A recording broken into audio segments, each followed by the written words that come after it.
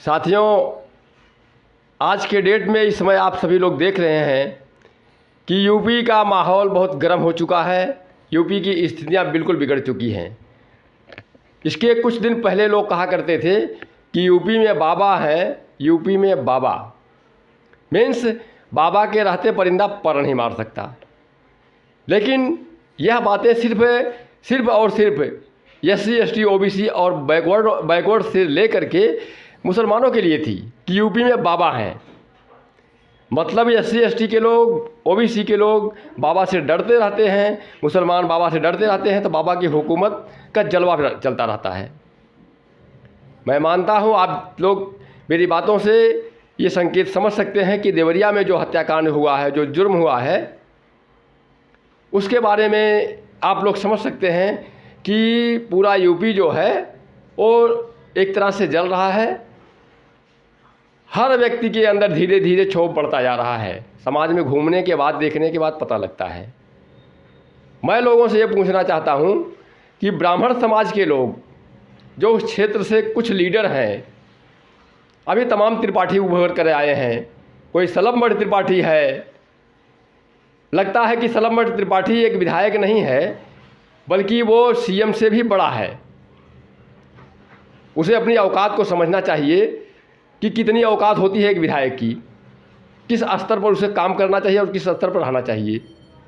दूसरी बात यह है वो जनप्रतिनिधि है और उसे ये सोचना चाहिए कि जनता के हर व्यक्ति के बारे में हम अच्छा सोचें, बुरा सोचने का कोई हक नहीं है।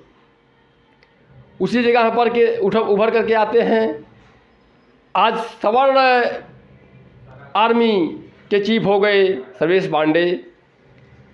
वो अलग बयानबाजी कर रहे हैं कि हम फरसा उठा लेंगे। एक एक से एक बाबाएँ पैदा हो रहे हैं। बाबा लोग फरसा लेके घूम रहे हैं और चैलेंज कर रहे हैं कि अगर सरकार बुलडोजर नहीं चलाती है तो हम फरसा चला देंगे। मैं ये नहीं कहना चाहूँगा कि क्रांति हो। मैं चाहूँगा कि हमारे समाज में, हमारे प्रदेश में शांति और अमन चैन होना चाहिए। लेकिन उस बाबा को ये नहीं पता है कि अगर वो फरसा चलाता है तो उसके बीच में धनुष चलाने वाले रामचंद्र भी पैदा हुए।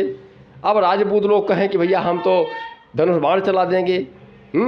उसके पहले चक्र सुदर्शनधारी भी पैदा हुए, वो बोले हम तो चक्र चला देंगे। कहने का मतलब भैया ये है कि अगर सारे लोग यही कहेंगे कि हम फरसा चला देंगे, फरसा चला देंगे, तो कहने का मतलब ये है कि ये चीज़ें अगर लोग सत्ता पक्ष से अपने आप को हावी बता रहे हैं, ब्राह्मण समाज अपने आप को हावी बता रहा है कि हम जो चाहें वही करें, मनमानी हल्ला हो दंगा करी जा रहे हैं, मनमानी हो हल्ला मचाए रखे हैं, इस पर हमारे शासन का कोई रुझान, कोई रुख नहीं बन रहा है कि उनके ऊपर अंकुश लगाया जाए कि वो कर क्या रहे हैं, समाज में क्रांति फैला रहे हैं कि शांति फैला रहे हैं। एक तरह से ब्राह्मण लोग, वहाँ के खास करके ब्राह्मण जो हैं मौके पे, चाहे वो त्रिपाठी हों, चाहे तिवारी हों, चाहे और जो भी लोग हों, एक तरह से वो लोगों को ललकार रहे हैं।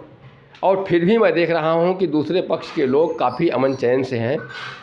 ये नहीं है। दूसरी बात ये आती है कि लोग बार बार कह रहे हैं बुलडोजर चलवाइए। भैया ये बताइए कि सारे लोग संविधान को पढ़े हुए हैं, सबको मालूम है कि व्यवस्थाएं 3 तरह की हैं, कार्यपालिका, व्यवस्थापिका, न्यायपालिका।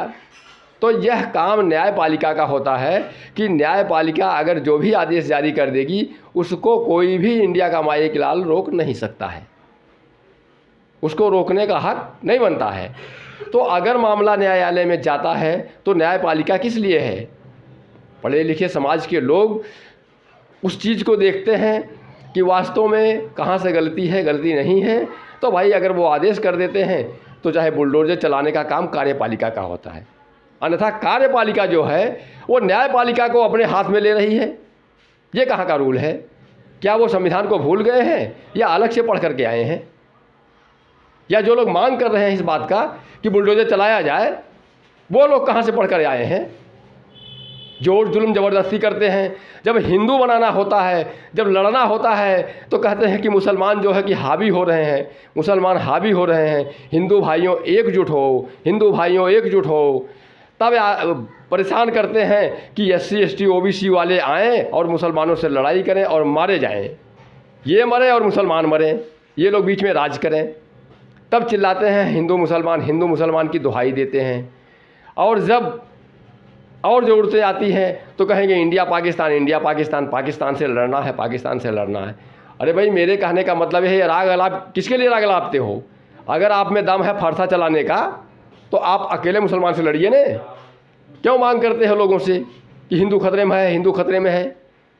आप में अकेला दम है, फरसा आप लोगों के पास है, आप फरसा चला सकते हो, तो अकेले मुसलमानों को क्यों नहीं काट देते?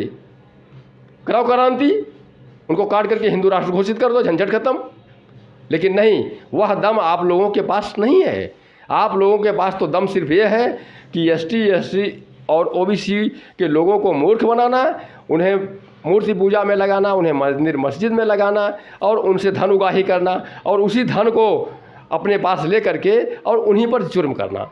यही आप सबका काम आज से नहीं, बहुत ज़माने से चला आ रहा है। लेकिन समस्या इस बात की है कि OBC समाज के लोग अभी जागे नहीं हैं, उनके अंदर चेतना है ही नहीं कि वो जड़ से बात को समझ सकें कि लोग कैसे हावी हो रहे हैं। हमारे ही लोग उस शासन में लगे हुए हैं और शासन का साथ देते हैं, अन्यथा उनके पास कहाँ दम है।